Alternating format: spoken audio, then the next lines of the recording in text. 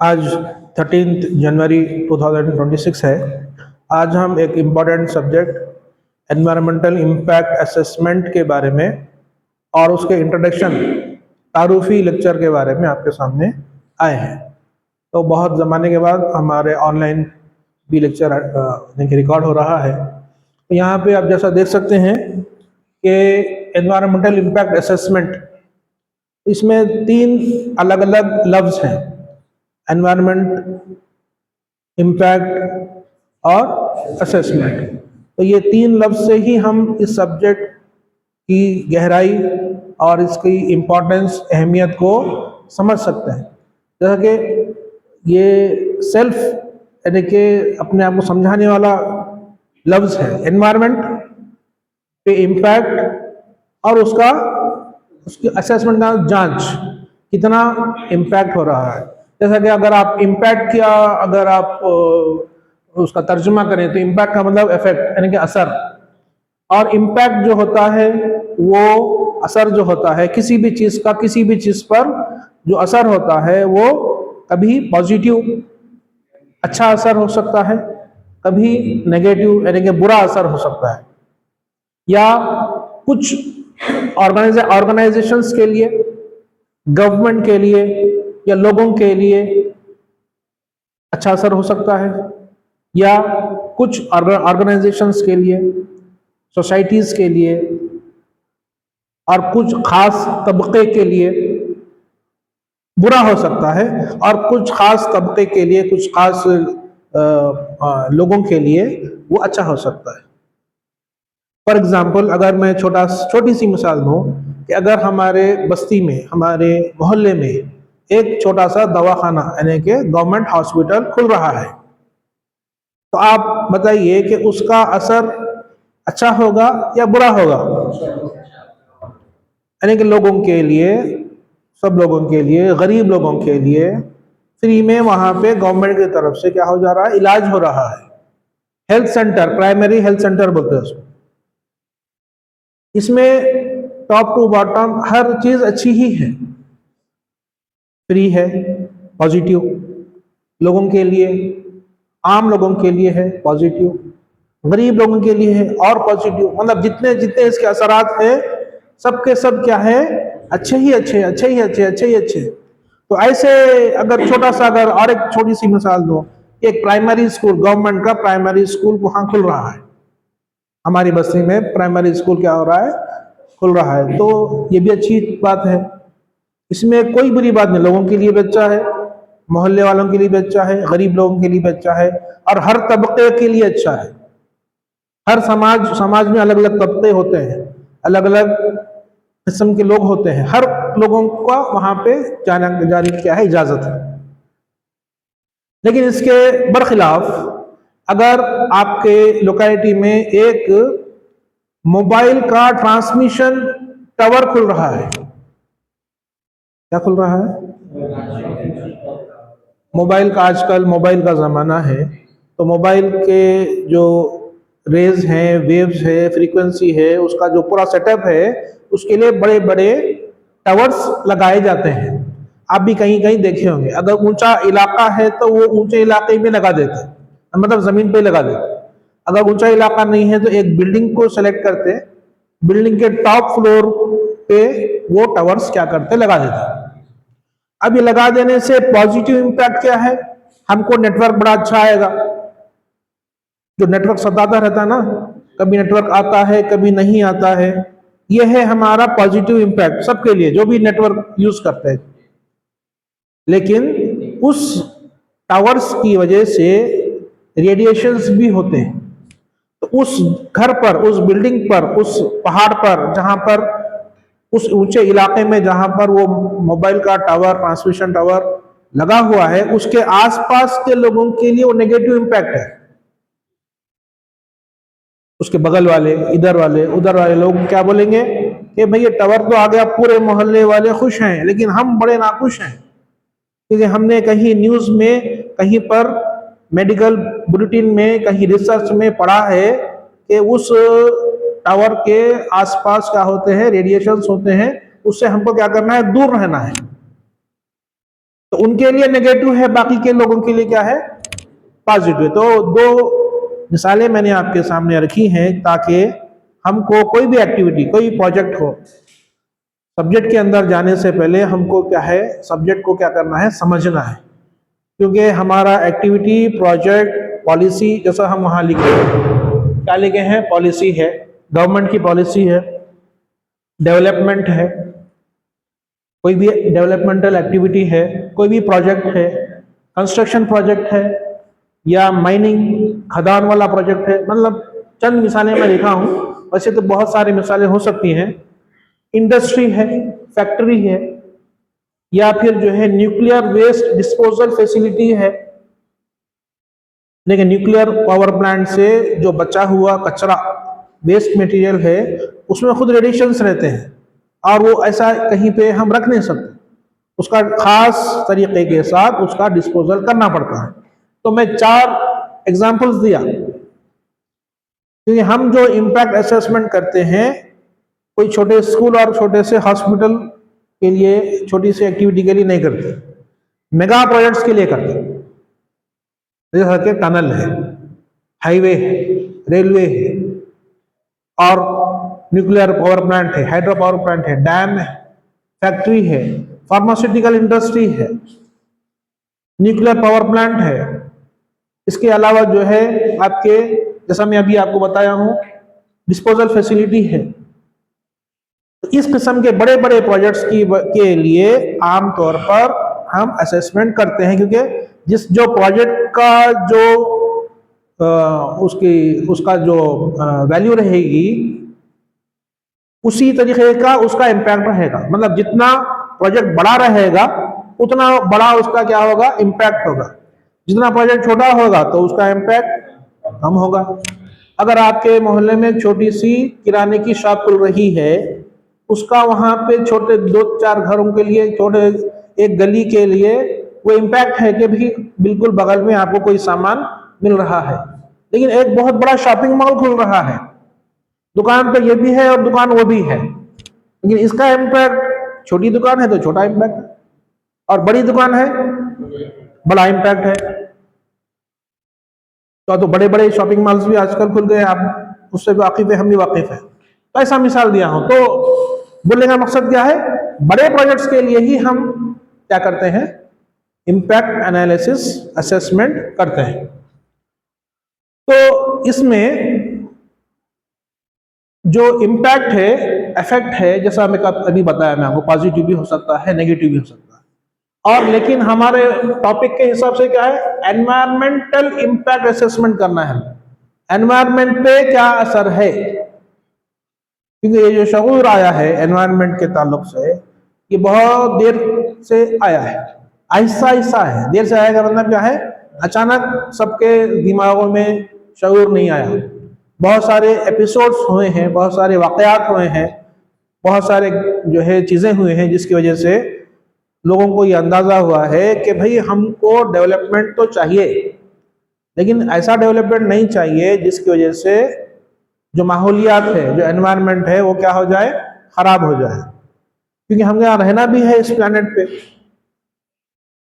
Development के नाम पे हम इसको रहने के काबिल भी तो रखना है ना। ऐसा नहीं रहना कि रहने के काबिल ही ना रहे ज़मीन। तो हमारा इम्पैक्ट, जो इफेक्ट पॉजिटिव हो या नेगेटिव हो, किस पे होना है, एनवायरनमेंट।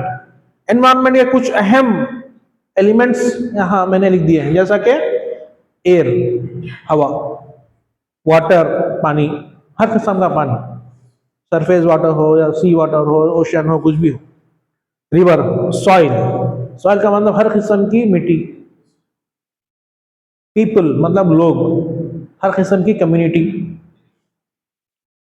फ्लोरा मतलब आपके पौधे हैं, ग्रीनरी है, खेत हैं, जंगल हैं, तमाम चीज़ें, छोटे से बड़े तक क्या है, फ्लोरा है। फौना, फौना का मतलब जानवर, एनिमल्स, छोटे हों या बड़े हों, पालतू हों या जंगली हों। Socio economic condition, socio economic condition का मतलब वहाँ उस इलाके के लोगों का कंडीशन, स्टेटस, बिल्कुल गरीब और किसान और जो है आदिवासी किस्म के लोग रह रहे हैं, या पढ़े लिखे, डेवलप्ड और इस किस्म के लोग रह रहे हैं, या रूरल एरिया है या अर्बन एरिया है, सब अर्बन एरिया है, मेट्रोपॉलिटन सिटी के लोग हैं, किस किस्म के लोग हैं, उनका स्टेटस क्या है, पढ़ाई का क्या है, पैसों का क्या है, किस किस्म के लोग हैं वहां पर, और इस प्रोजेक्ट की वजह से उन पर क्या असर हो रहा है, उस इलाके में जॉबलेस लोग कितने हैं। ऐसा भी होता है कि भाई ये इलाके के लोगों में जॉबलेसनेस ज़्यादा है, यानी कि नौकरी इनके पास नहीं है, कुछ छोटे मोटे काम करके वो लोग जी लेते हैं। इस किस्म का जो चीज़ें होते हैं उसको क्या बोलते हैं, सोशियो इकोनॉमिक कंडीशन। तो ये तमाम चीज़ों पर आपको क्या करना है, असेसमेंट करना है, किस चीज़ का, ये तमाम चीज़ें क्या है, एनवायरमेंट। किसका असेसमेंट करना है, इम्पैक्ट का।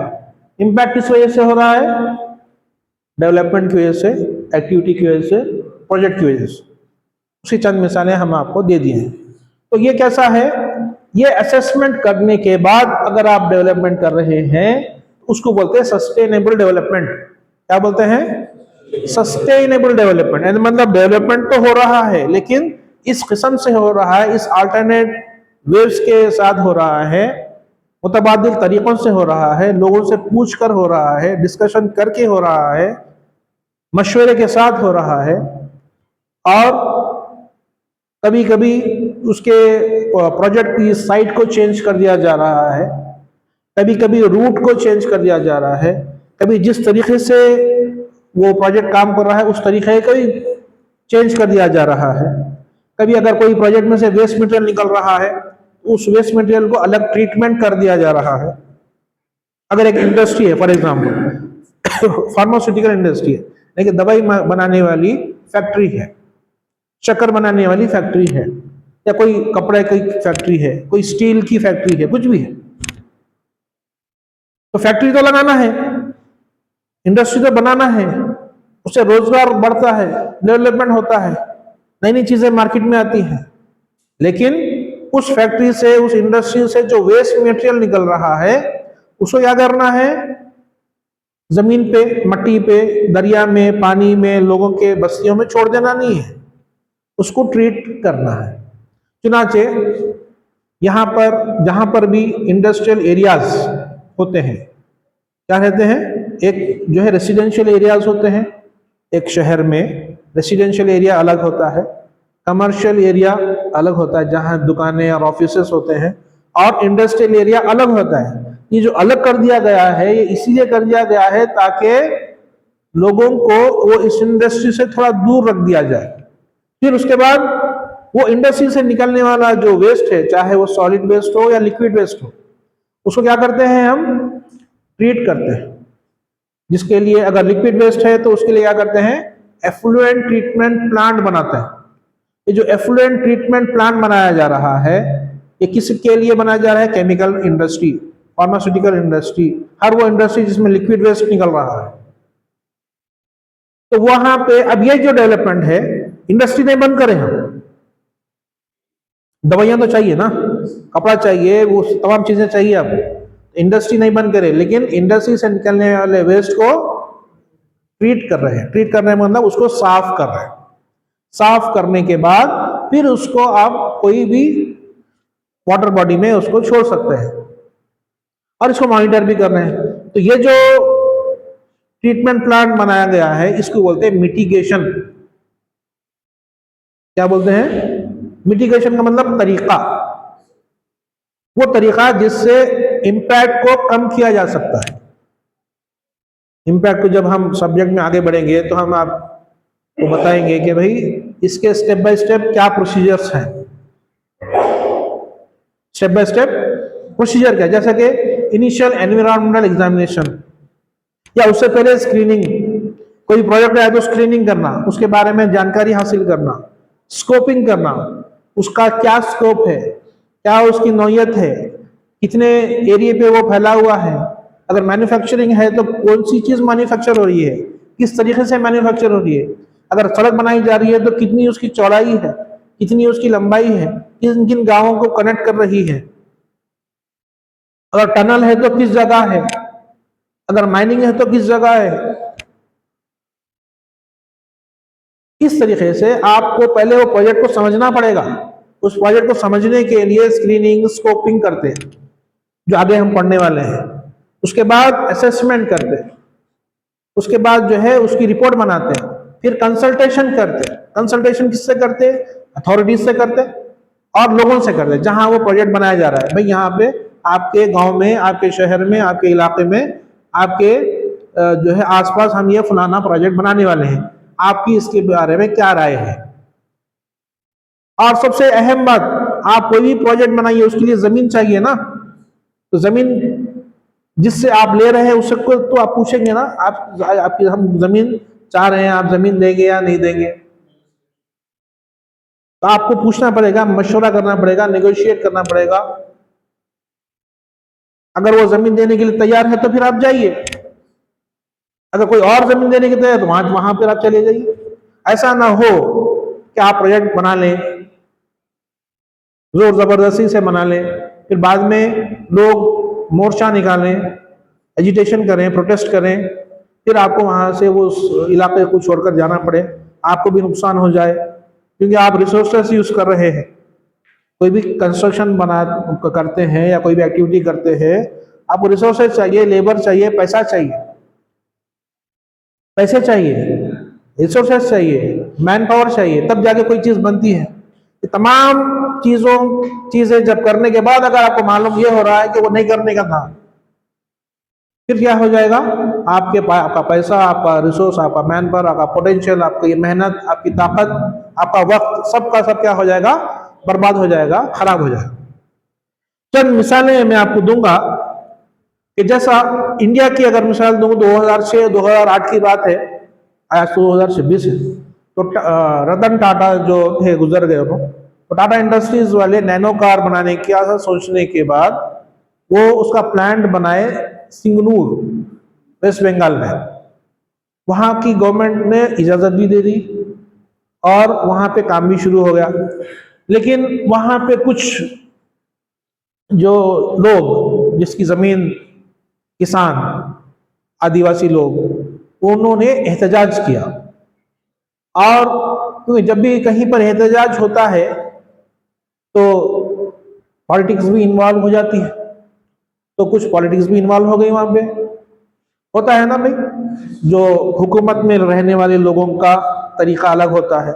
अभी थोड़ी देर पहले बोला मैं, कुछ लोगों के लिए पॉजिटिव इम्पैक्ट होता है, कुछ और लोगों के लिए, और कुछ लोग पॉजिटिव को भी नेगेटिव बना देते हैं, ऐसा भी हो सकता है। पॉजिटिव को नेगेटिव बना देना और नेगेटिव को पॉजिटिव बनाना, इसी को सियासत कहते हैं। अब ये पॉलिटिकल क्लास तो है नहीं, पॉलिटिकल साइंस की क्लास, ये तो हम इम्पैक्ट एनालिसिस करें। उसमें एक जुज, एक पार्ट ये भी है कि कभी कभी लोगों के साथ सियासत भी खेली जाती है।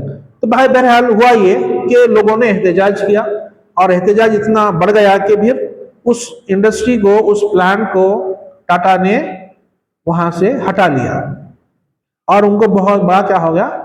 नुकसान भी हो गया। तो ये जो कंसल्टेशन, लोगों के साथ बातचीत, अगर यही पहले हो जाती, इम्पैक्ट एनालिसिस और अच्छे से हो जाता और पैरामीटर्स में उसको जोड़ दिया जाता, तो शायद वो उससे बच सकते। इंडिया की एक और एक मिसाल दूंगा मैं, 2007, 8, 5 का ही बात है कि तमिलनाडु की गवर्नमेंट, इंडिया की गवर्नमेंट, श्रीलंका की गवर्नमेंट क्या करे, वहां पे एक सेतु बोल के श्रीलंका और इंडिया के बीच में एक पत्थरों का एक रेंज है, जिसको एडम्स ब्रिज भी बोलते हैं या सेतु, राम सेतु भी ऐसा बोलते हैं। तो वो क्यों बनाना, वो क्या करना चाह रहे थे? शिप रहती है ना, जहाज, पानी का जहाज, पानी का जहाज जाने के लिए उतना हिस्सा वो काटना चाह रहे थे। वरना जो भी पानी के जहाज उधर इंडोनेशिया से, मलेशिया से और जो है आपके म्यांमार से, बांग्लादेश से या इधर से अरेबियन सी से होते हुए उस तरफ जा रहे हैं, उस तरफ से होते हुए इस तरफ आ रहे हैं, तो पूरा श्रीलंका घूम के उनको जाना पड़ रहा है। इसमें फ्यूल ज्यादा हो रहा है। अगर ये जो रास्ता अगर खुल जाए, इंडिया और श्रीलंका के बीच का जो रास्ता, अगर सिर्फ पूरा रास्ता खोलना नहीं है, सिर्फ शिप गए उतना ही रास्ता खोलना है, तो वो सब लोग एग्री कर लिए, लोग भी, पब्लिक भी कोई प्रोटेस्ट नहीं करी, लेकिन एक ही इंसान एक पब्लिक क्या बोलते हैं एफिडेविट कोर्ट में दाखिल कर दिया। गवर्नमेंट भी राजी है, लोग भी राजी है, स्टेट गवर्नमेंट भी राजी है, उधर वाले भी राजी हैं, इधर वाले भी, सब राजी हैं, मतलब सबके लिए पॉजिटिव है। और शिपिंग कंपनीज तो और राजी हैं, उनको तो फायदा ही फायदा है। लेकिन एक साहब ने, एक ही इंसान ने उठकर एक छोटा सा एप्लीकेशन जाके कोर्ट में फाइल करे। फाइल करने के बाद कोर्ट ने कहा, बातचीत हुई, डिस्कशन हुआ, बोले कि भाई ये चीज एक क्या है, हिस्टोरिक चीज है। क्या है भाई? और हिस्टोरिक चीज है और चंद लोगों के लिए बहुत ही अकीदत की बात है, उसको हम डिस्टर्ब नहीं कर सकते बोलकर वो प्रोजेक्ट को क्या कर दिए, रोक दिए। तो ये भी क्या है, इन्वायरमेंटल इंपैक्ट असेसमेंट नहीं करने की वजह से भी हो सकता है।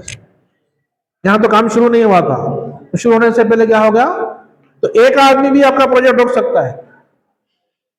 गांव का गांव आकर एहतजाज करने के बाद भी आपका प्रोजेक्ट रुक सकता है, और एक इंसान उठ के खड़ा भी हो जाए, तो आप इंपैक्ट असेसमेंट की अहमियत को समझिए। और आज की क्लास क्या है, इंपॉर्टेंस भी बताना है और साथ ही साथ उस वाकयात को भी बताना है जिसकी वजह से इसकी अहमियत, इंपॉर्टेंस बढ़ जाए। अब इंडिया की दो मिसालें मैंने दे दी है, अब थोड़ा इंटरनेशनल मिसालें मैं दूंगा मैं। तो ये यूका माउंटेन नवाडा यूएसए 2002 की बात है। वहां पे वो यूएस है ना, यूनाइटेड स्टेट्स ऑफ अमेरिका, वहां पे ऐसा हाईवे बनाए। क्या बनाए? हाईवे। तो हाईवे बहुत बाहर का यूएसए का हाईवे है, इंडिया का हाईवे भी नहीं है वो, तो बहुत बड़ा हाईवे बना है। उसमें सिर्फ हाईवे नहीं है, वो हाईवे भी है, उसमें बीच में ब्रिजेस भी हैं, फ्लाईओवर्स भी हैं, टनल्स भी हैं। बहरहाल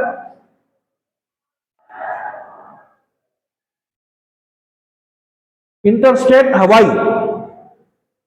उसका नाम क्या है, इंटरस्टेट हवाई, ये भी यूएसए का है। मैं जो बोला था यूका माउंटेन नवाडा, ये न्यूक्लियर पावर। दो मिसालें दूंगा मैं, पहले मैं हाईवे की मिसाल दूंगा, बाद में वो यूका माउंटेन का दूंगा। तो हाईवे बनाए वहां पर, कहां पे बनाए, इंटरस्टेट हवाई, ये भी यूएसए में बना है। तो ये जो बनाए, ये गवर्नमेंट की अप्रूवल के बाद प्रोजेक्ट बना दिए, बहुत 37 ईयर्स में बनाए, क्योंकि बहुत सारा रेजिस्टेंस आया प्रोजेक्ट बनाने के टाइम पर ही, रेजिस्टेंस आया लोगों की तरफ से कि भाई इधर ये इलाके में आप मत बनाइए, लेकिन यूं समझिए कि जबरदस्ती बना दिया। लेकिन लोगों ने कहा कि लोगों ने कहा कि हमको ये हाईवे इस्तेमाल करना नहीं है। क्या करना नहीं है? हाईवे का प्रोजेक्ट है, लोगों की मर्जी के बगैर वो बना दिए, वो लोग रेजिस्टेंस करे फिर भी बना दिए। अब बन गया ना, तैयार है, अब उसमें से जाना है, कार लेके, बस लेके, ट्रक लेके। लोगों ने कहा हम ये इस्तेमाल बिल्कुल भी नहीं करेंगे, क्योंकि हम ऑलरेडी आपको बोल दिए थे कि यहां पे आप मत बनाइए, हमको ये नहीं चाहिए। आप बना दिए हैं, बहुत अच्छी बात है, लेकिन हम इस्तेमाल नहीं करेंगे। अब वो खाली पड़ा हुआ है, अबंडन्ड है। क्या है? इतना बड़ा हाईवे,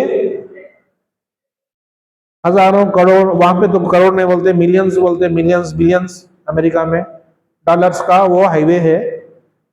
वो क्या हो गया? खाली, अनयूज है। क्यों है? क्योंकि जो एनवायरनमेंट में जो एक एलिमेंट है ना, पीपल, वो राजी नहीं। पीपल है ना, बहुत इंपॉर्टेंट है ये पीपल। एक आदमी भी इंपॉर्टेंट है, एक लोकेलिटी भी इंपॉर्टेंट। उसको वो लोकेलिटी वालों को वो हाईवे पसंद नहीं है, किसी भी वजह से पसंद नहीं है। आप बोल नहीं सकते कि भाई क्यों पसंद नहीं है, अभी के लिए तो मना, चलिए, वो बोले हम नहीं चलते। इतना बड़ा हाईवे क्या हो गया?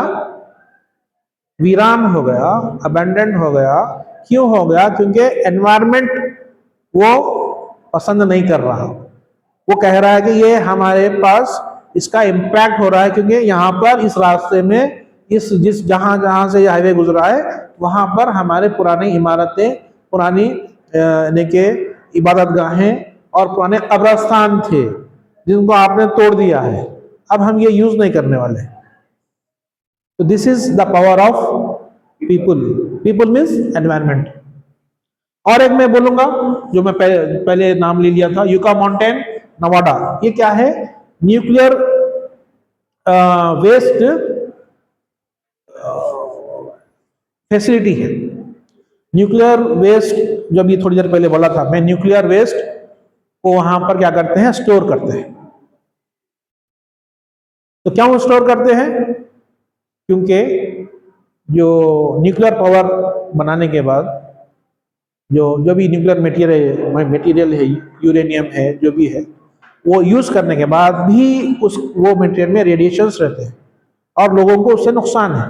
तो क्या करते हैं? पहाड़ों में, जमीन में बड़े बड़े टनल्स बनाते हैं और बहुत अंदर वहां पे ले आके उसको क्या कर देते हैं? स्टोर कर देते हैं, ताकि उसका रेडिएशन बाहर ना आ सके। अब एक वीरान जगह को तय करे, पहले से ऐसी जगह को तय करे, नवाडा ही है ना, यूका माउंटेन नवाडा में एक बहुत बिल्कुल जहां पे कोई आता है ना कोई जाता है ना कोई उसका जो यूज है, कहीं पहाड़ों में टनल बना दिए। क्या बना दिए? टनल बना दिए। बनाने वाले नहीं है, बना दिए। उसके बाद उसके बहुत दूर कुछ लोग रह रहे हैं, उन्होंने कहा कि भाई आप वहां पे जो टनल बनाए और उसमें ले आके न्यूक्लियर वेस्ट रखने वाले हैं, हमारे को जो जमीन में पानी आ रहा है उसी माउंटेन के नीचे के अंदर के झरनों से छनता हुआ आ रहा है। आप वहां पे ले आके न्यूक्लियर वेस्ट डालेंगे, उसके रेडिएशंस पानी में आएंगे, पानी के रेडिएशंस हम तक पहुंचेंगे और हम पर उसका इम्पैक्ट होगा, असर होगा। लिहाजा आप बना तो दिए हैं लेकिन इस्तेमाल नहीं कर सकते। तो उन लोगों के एहतजाज की वजह से वो tunnel, nuclear waste disposal facility जो बनाई गई है नवाडा में, यूका माउंटेन में, वीरान जगह में, उसको बनने के बावजूद वो भी क्या हो गया? उस हाईवे की तरह ये भी अबंडेंट और वीरान हो गया। तो मैं आज के क्लास के लिए 4 एग्जाम्पल्स दिया, 2 इंडिया के, 2 इंटरनेशनल यूएसए के। और इंडिया में तो ज्यादा नहीं हुआ कुछ भी, पर यूएसए में तो बहुत सारे पैसों का नुकसान हो गया, इंफ्रास्ट्रक्चर का नुकसान हो गया। किस वजह से हुआ? क्योंकि एनवायरनमेंट को अनदेखा कर दिया गया, नजरअंदाज कर दिया गया। ये है इंट्रोडक्शन एनवायरमेंटल इम्पैक्ट असेसमेंट की, और साथ ही साथ अहमियत।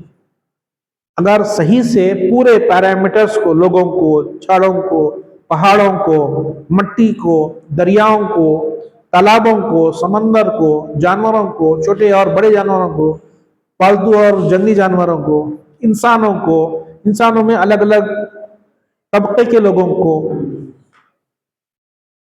अगर कोई कम पढ़ा लिखा है तो भी आप नजरअंदाज नहीं कर सकते। कोई अगर आदिवासी लोग है तो आप बोलेंगे कि वो आदिवासी लोग, मुझे हम पूछना ही नहीं है, ऐसा आप नहीं बोल सकते। हर एक को अहमियत देना है। तो सब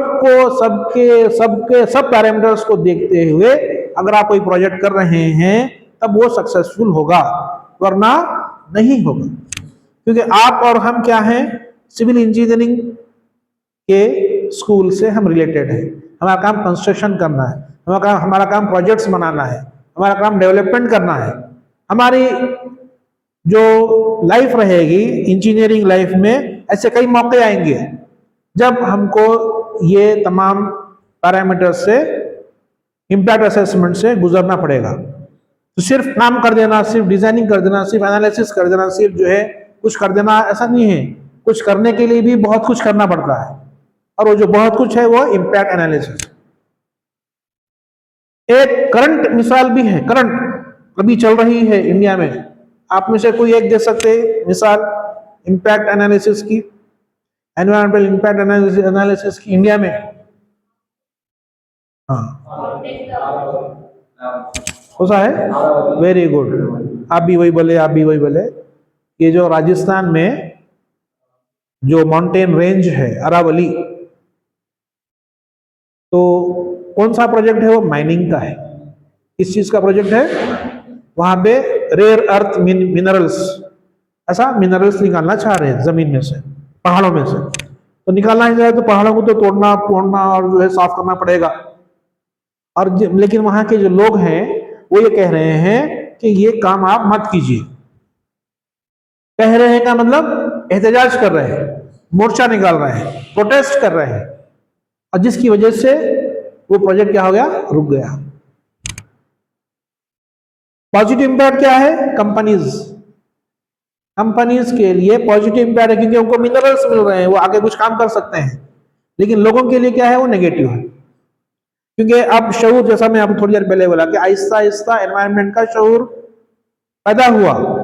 अब सबको पता चल रहा है और इंफॉर्मेशन टेक्नोलॉजी का जमाना है, यहाँ कुछ होता है तो वहां मालूम हो जाता है, वहां कुछ होता है तो यहाँ मालूम हो जाता है। कोई भी छोटी सी इंसिडेंट भी आपको जानकारी। पुराने जमाने के न्यूज़पेपर का जमाना नहीं है ये कि कुछ वाकया होगा तो किसी न्यूज़पेपर में आएगा तो आपके घर में वो न्यूज़पेपर आएगा, तब आप पढ़ेंगे, तब जानकारी मिलेगी, या कोई रेडियो पे सुनेगा, ऐसा जमाना नहीं है ना।